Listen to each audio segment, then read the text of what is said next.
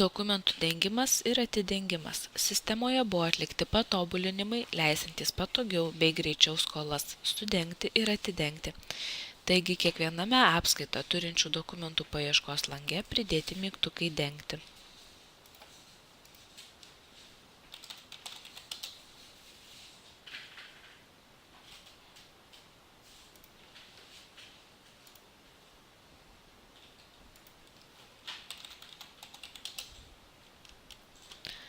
Po šio mygtuko paspaudimo atidaromas skolų dengimo langas, kuriame rodo pasirinktą dokumentą bei visus dokumentus, su kuriais jis gali būti sudengiamas.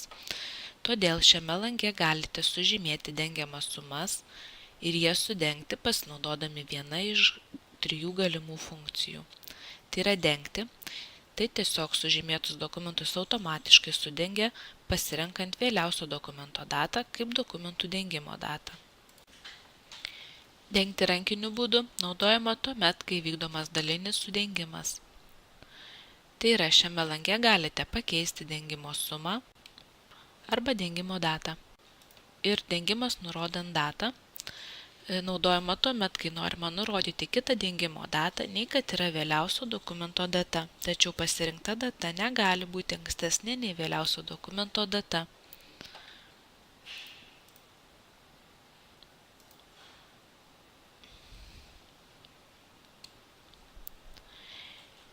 Jeigu atidarytas dokumentas yra dalinai sudengtas, galite jį atidengti.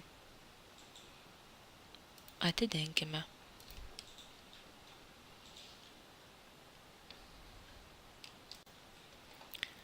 Taip pat pakito ir skolų dengimo langas. Šiame lange pridėta daugiau papildomos informacijos, tai ir koks skolos pradelsimas šiuo metu.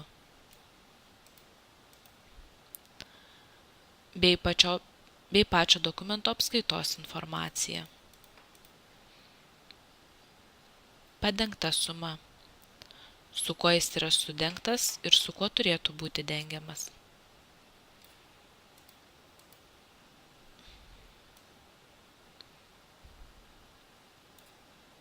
Taip pat ir kita gausybė informacijos.